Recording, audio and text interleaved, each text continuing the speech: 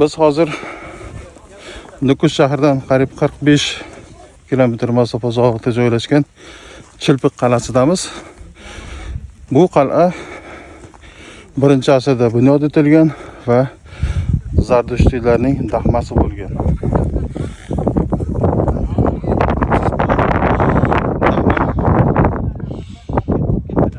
Arab istilosigacha foydalanilgan, keyinchalik Mo'g'ul istilosidan keyin tashlandiq holatga keltirilgan.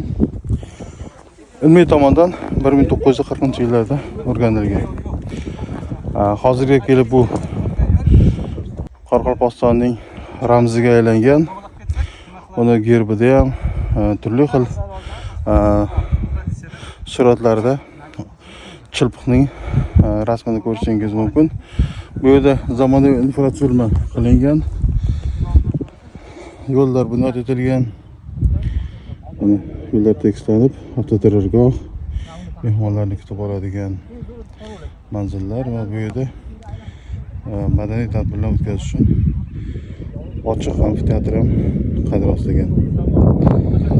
Bepoyon Qoraqalpoq plastiklarida qad rostlagan bu inshoot bugun bir muazzam tarixiy bino sifatida madaniy meros obyektiga kiritilgan.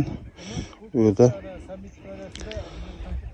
sayyohlar oqimi uzilmaydi. Mana ko'rib turibsiz, olisda ekinlar qilinyapti, chunki bu yerda Amudaryo kaftdek ko'rinib turadi. Amudaryo suvlari bor, manzillar yam-yashillikda iborat.